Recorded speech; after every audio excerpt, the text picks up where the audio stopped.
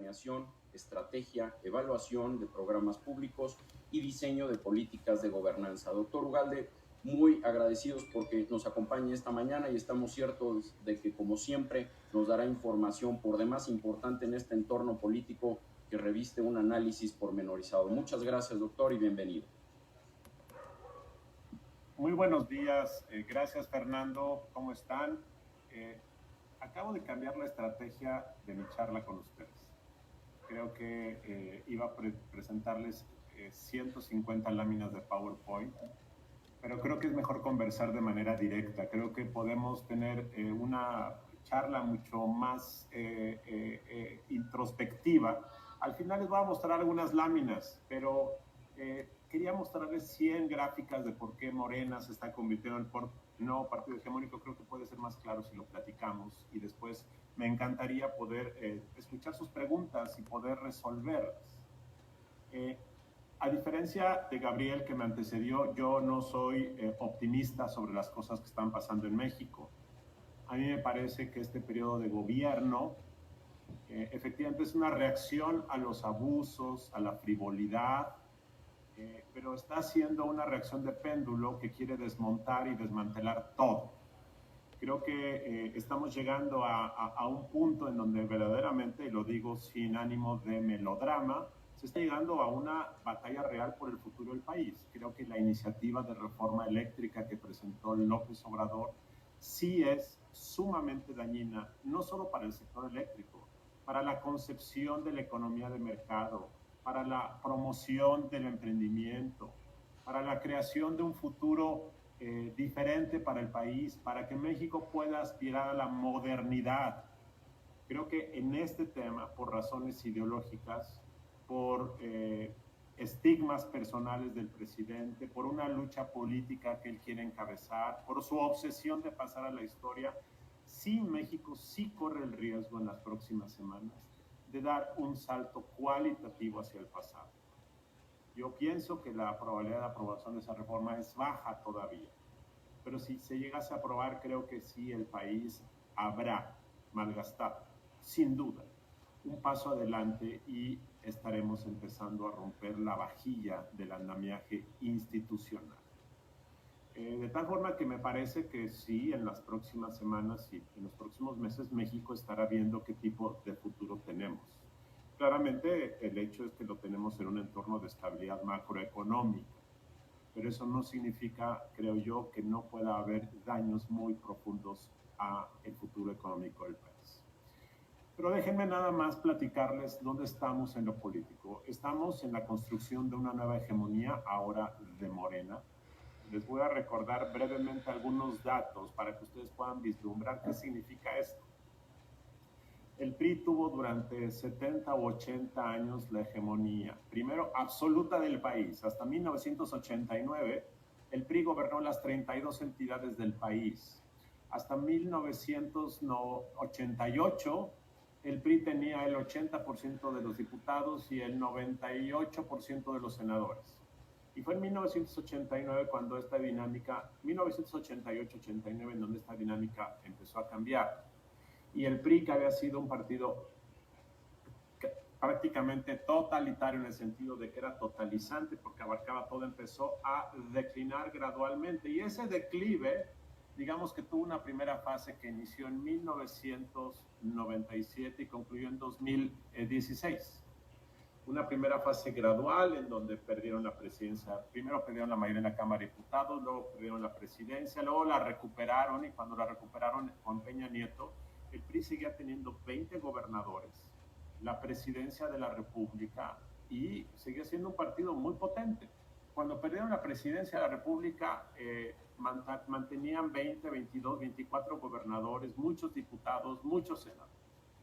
El hecho es que ese declive gradual, la recuperación de la presidencia, llegó a 2016. Y en ese momento, por diversas razones, de desgaste acumulado, de el declive del gobierno del presidente Peña Nieto, de un enorme hartazgo que había en la población, empezó ya no un declive gradual, sino un declive en precipicio. Y en 2016, ustedes recordarán, el PRI perdió hubo una competencia de 12 gubernaturas, perdió 7 u 8, recuerdo. Y en un periodo que corre de 2016 a 2021, en 5 años, el PRI pasó de tener 20 gobernadores a tener hoy 4 gobernadores. Y nuestras estimaciones en Integralia es que en 2024 el PRI puede acabar con una gubernatura, que sería Coahuila, quizá el Estado de México. Pero es probable que fuera de estas dos, el PRI acabe siendo un partido microrregional. Y cuando ustedes ven las gráficas, verán que la caída del PRI coincide con el crecimiento extraordinario de Morena en estos mismos 5 años. Es decir, lo que se desinfla uno, se infla el otro. Morena tiene a partir de este año, una vez que terminen todos los cambios de gobiernos estatales, que terminarán el próximo 1 de noviembre, tendrá ya 16 gobernadores, y pasará a tener en 2024 probablemente 22, quizá 23 gobernadores. Morena gobierna el 52% de los 100 municipios más poblados de México. Morena tiene una amplia mayoría en la Cámara de Diputados, aunque no la mayoría constitucional, afortunadamente, para mantener los contrapesos. En el Senado es la primera fuerza. Morena es hoy la primera fuerza en 19 congresos locales. Y el presidente es muy popular. Entonces, esos son los hechos. Esto no significa que la hegemonía de Morena va a durar 70 años como la del PRI, no. Simplemente estoy diciendo que en un periodo muy corto de tiempo Morena se está colocando como el partido hegemónico que era el PRI hasta hace algunos años. Esos son los hechos.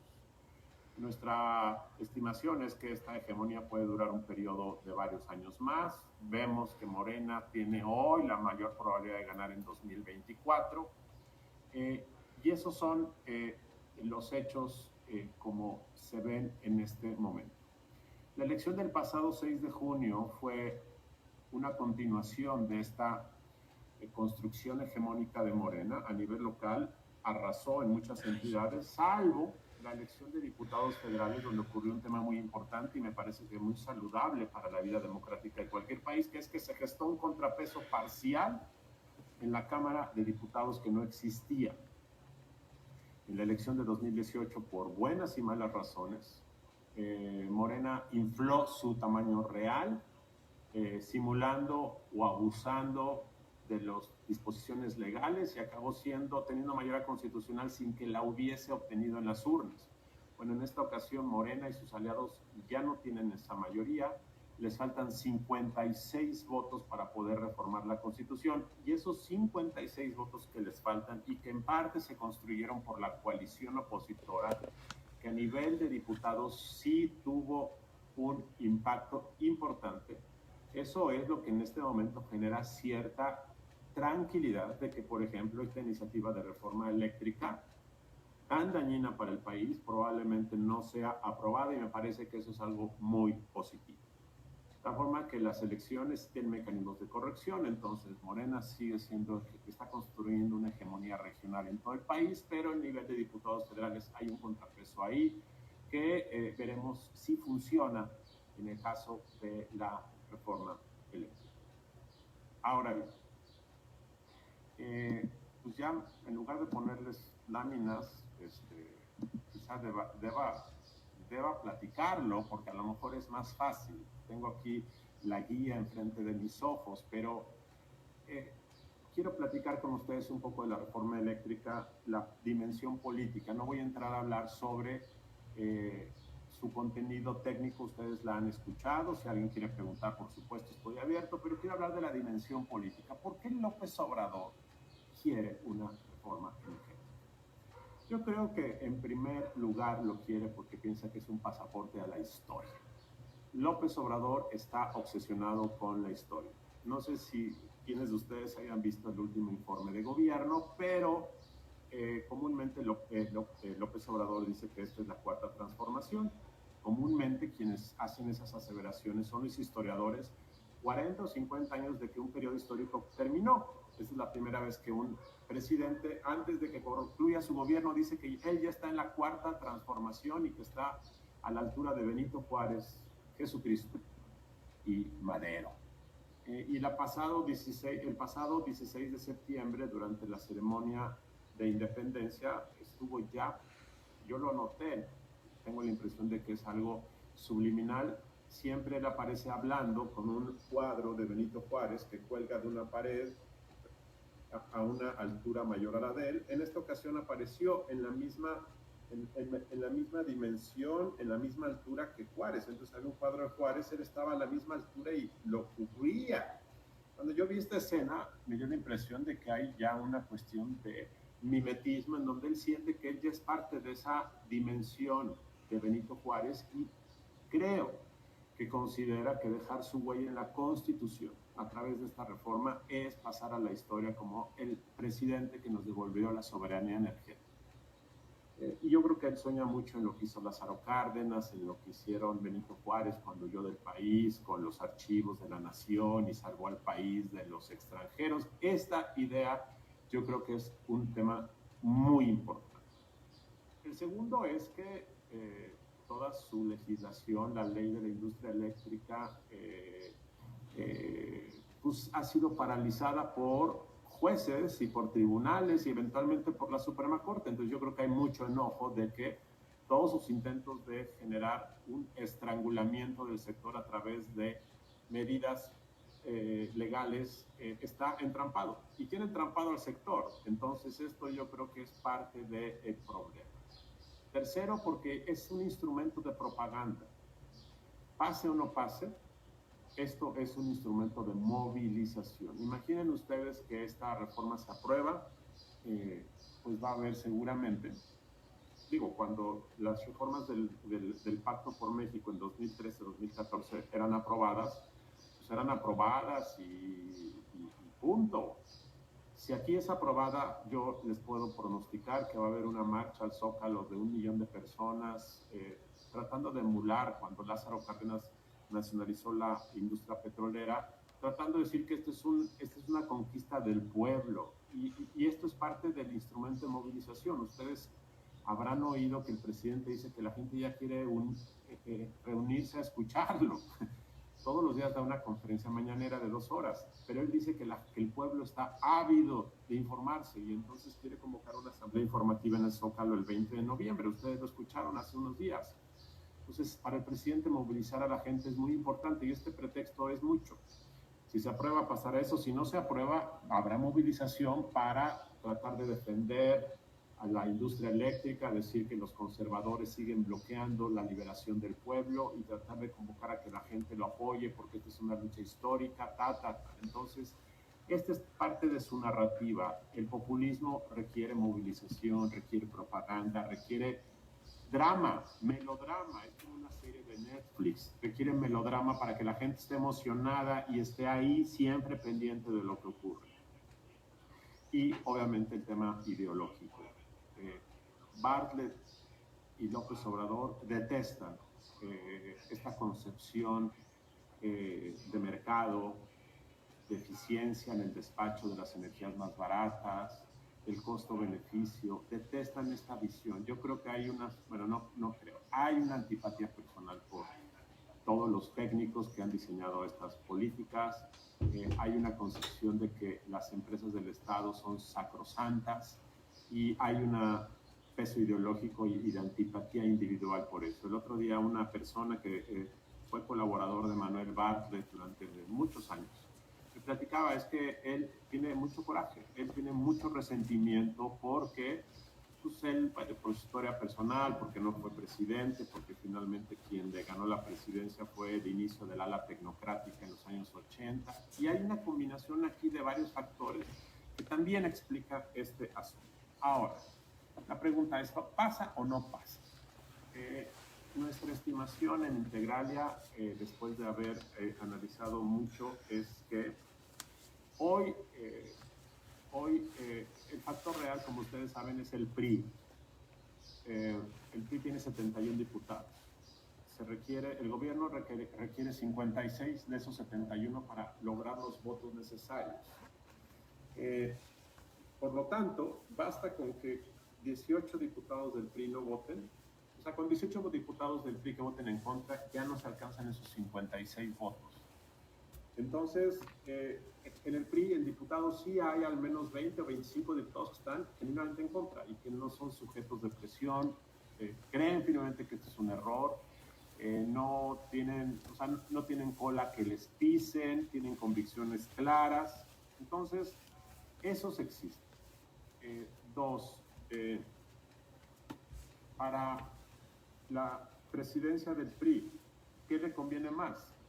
Muchos han dicho que el presidente del PRI y el coordinador parlamentario en algún momento podrían estar dispuestos a negociar a cambio de cosas. Yo no veo esas cosas por el simple hecho, y hoy lo saca el periódico Reforma, declaraciones de varios exdirigentes del PRI. Si el PRI vota con el gobierno, la marca del PRI acaba por hundirse. La marca del PRI es endeble, la marca del PRI está muy desgastada, pero en la elección de junio tuvo una recuperación modesta porque la gente lo vio como una opción de contrapeso. Y por eso es que logró el PRI con el PAN y el PRD en coalición ganar estos 56 diputados que son los que generan este contrapeso en el Congreso. Si el PRI se fuera con el gobierno, sería, yo creo, la perdición, porque no hay forma entonces que compitiendo solo el PRI pueda ganar alguna elección. Y entonces llegaría a 2024 sin nada en las manos, sin diputados, sin posibilidad de ganar, sin una narrativa. Y yo no veo cuál es la ganancia de irte con el gobierno si vas a acabar de hundir una marca. Entonces yo creo que al final lo que está haciendo el PRI es comprar tiempo, está diciendo que van a escuchar y tengo la impresión de que al final van a votar en contra de forma mayoritaria. Hay un riesgo, sin embargo, que la opinión pública acabe apoyando a López Obrador a favor de la reforma. Hay muchos spots en televisión, todos los días el presidente manipula los datos, los tergiversa, dan información selectiva, mal enfocada, truculenta, es la verdad. Ustedes han visto estos datos que muestran de que los Oxxos pagan, que los hogares pagan menos que los Oxxos y están usando la tarifa de más alto consumo que paga el 3% de los hogares mexicanos, pero si tú tomas la tarifa subsidiada es mucho más baja, obviamente, que un Oxxo. Entonces, todo esto está haciendo que mientras el sector empresarial no salga de forma organizada, y esto no significa conferencias de prensa, significa una campaña masiva en radio y televisión que combata la retórica del presidente. El único riesgo que yo veo es que de repente 2 semanas antes de la votación salgan encuestas diciendo 80% de los mexicanos aprueban reforma de López Obrador, y en ese momento, si los diputados del PRI ven esos datos, se pueden asustar y pueden acabar votando a favor. Entonces, ese es un riesgo, de tal forma que yo veo improbable que se apruebe, salvo que la opinión pública apoye al gobierno, y eso puede complicar las cosas en su momento. Yo, desafortunadamente, esta propuesta de reforma es tan radical que yo no veo manera de que haya un punto intermedio, de que, oye, bueno, vamos a mejorarla, le quitamos esto, dejamos esto. Yo creo que todos sus elementos, bueno, la mayor parte de sus elementos son muy negativos y trastocan estructuralmente un modelo de mercado que creo que requiere el sector eléctrico. De tal forma que yo veo que desafortunadamente esto es blanco o negro. Y Bartlett lo dijo el viernes en una conferencia de prensa: ni se crean que va a haber un plan B, esto es así y no se le va a cambiar nada. Ahora bien, entonces la probabilidad de que se apruebe es baja. Sin embargo, desafortunadamente el estrangulamiento del mercado va a continuar, porque si no se aprueba esta reforma, el gobierno, a través de la Comisión Reguladora de Energía, va a seguir estrangulando. Están los permisos congelados, hay pleitos judiciales, pleitos administrativos, de tal forma que el sector va a estar desafortunadamente detenido hasta 2024, 2025, y sepamos la nueva o el nuevo presidente qué planes tiene en este sector.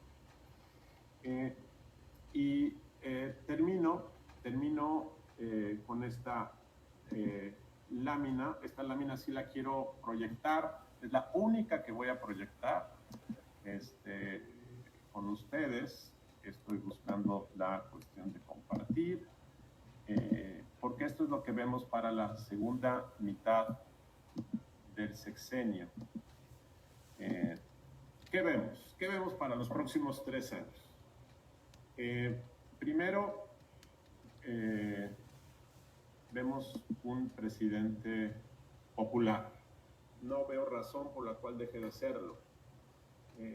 Él ya logró inmunizarse entre su aprobación individual del desempeño de su gobierno. Muchas áreas de su gobierno están mal evaluadas y sin embargo la gente sigue hablando bien del presidente, entonces ya disoció. No importa que las cosas no salgan, no importa que no haya medicinas, no importa que haya más pobres, no importa. La gente lo evalúa y lo evalúa bien y no vemos alguna razón para que esto cambie. Tendría que ser un shock muy potente que trastocara notablemente. Es probable que vaya descendiendo probablemente la popularidad, pero ojo, también puede ocurrir que la reforma eléctrica no se apruebe, como dije, y que acabe siendo más popular. ¿Por qué? Porque entonces puede salir a apelar el hecho de que diga el PRI y los partidos conservadores me están bloqueando, yo quiero salvar al pueblo. Y si el sector empresarial mexicano no lleva a cabo una labor pedagógica para explicar a la gente, no duden que se vote en diciembre la reforma eléctrica, se rechace, el presidente use esto y en enero tengamos un presidente más popular. Hoy anda en 60, que acabemos con un presidente en 70%. Más allá de esos niveles, yo creo que va a seguir siendo popular hasta el final de su sexenio, y esto es una cosa que vemos para los próximos 3 años. 2, como ya mencioné, un presidente obsesionado con su lugar en la historia. López Obrador dice que ya está en la historia, que ya la 4T ya es una realidad, que ya le faltan muy pocas cosas que ajustar. La verdad es que yo no lo veo. Yo no veo que haya habido cambios de fondo, estructuralmente de fondo. ¿A qué me refiero? Yo no veo que hoy estructuralmente en México haya menos corrupción. Podemos conceder que el presidente en lo individual es menos proclive al enriquecimiento individual, a la vanidad y el materialismo, lo puedo conceder. Es probable que así sea, pero la corrupción sistémica en los niveles de gobierno, en las relaciones empresas-gobiernos, en todos los niveles, yo no veo que esto sea diferente, muy diferente del pasado. Yo tampoco veo que el tema de la justicia haya mejorado. Veo un problema de inseguridad mayor, veo más captura del crimen organizado de los gobiernos locales.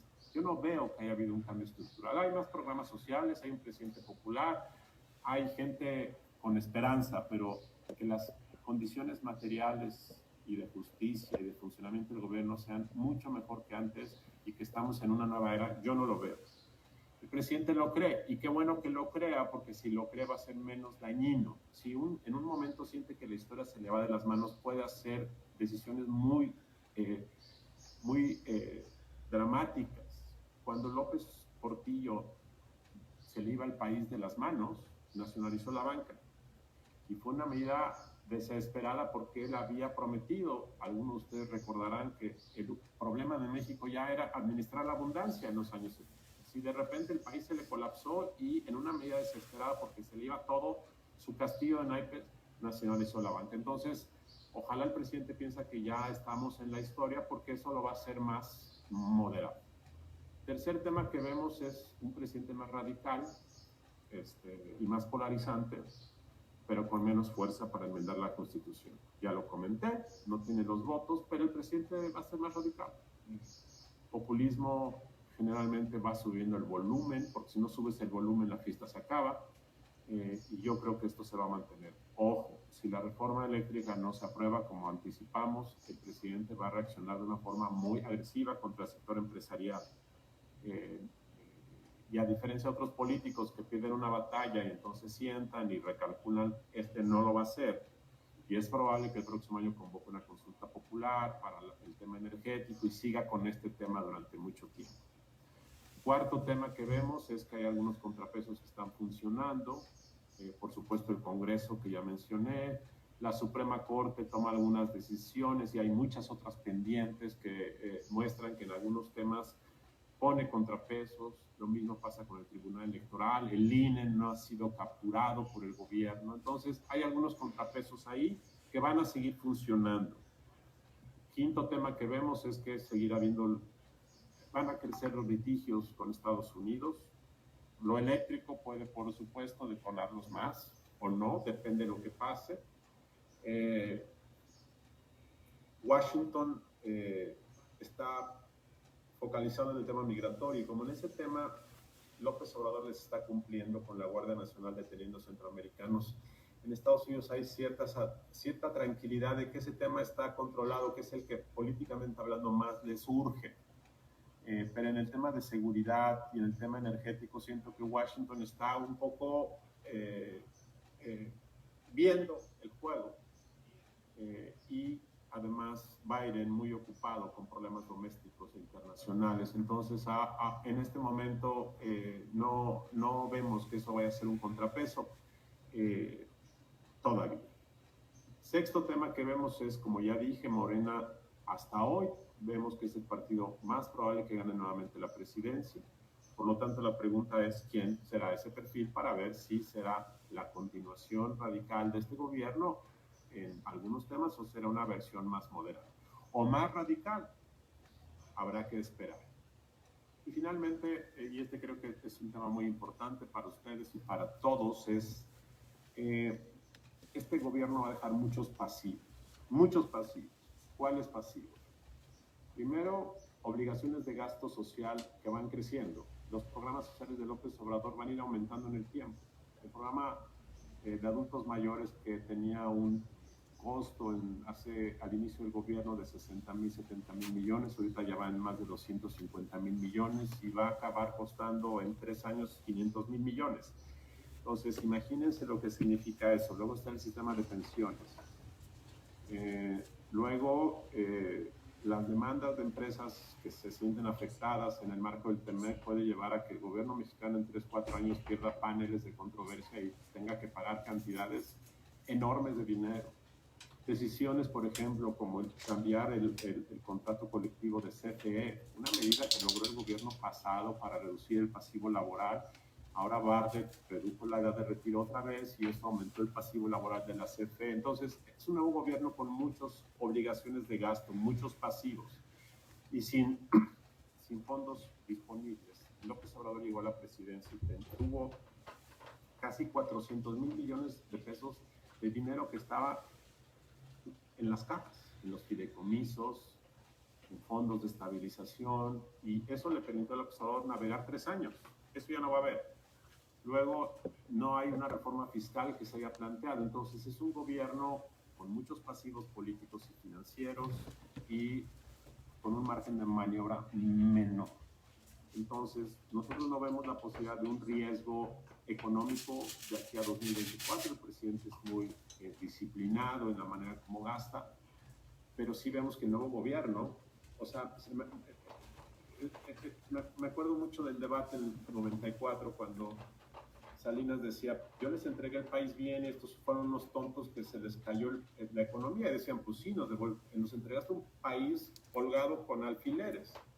El tema es que yo siento que el nuevo gobierno sí puede enfrentar un mayor riesgo económico, y eso creo que es el tema central para la planeación estratégica de mediano plazo, que en el 2025 las condiciones se compliquen mucho en materia fiscal y económica. Esto es lo que vemos, pues muchísimas gracias, estoy a sus órdenes. Muchas gracias, doctor Ugalde, como siempre, por sus sesudos y detallados análisis que sin duda alguna nos revelan la complejidad del sistema político actual que estamos viviendo y que nos ayuda a eventualmente prepararnos para lo que nos deparen los próximos semanas o meses derivado de lo que estamos viviendo. Un abrazo afectuoso a la distancia al doctor Luis Carlos Ugalde por siempre acompañarnos y ser muy puntual en sus participaciones, y si nos lo permiten continuaremos con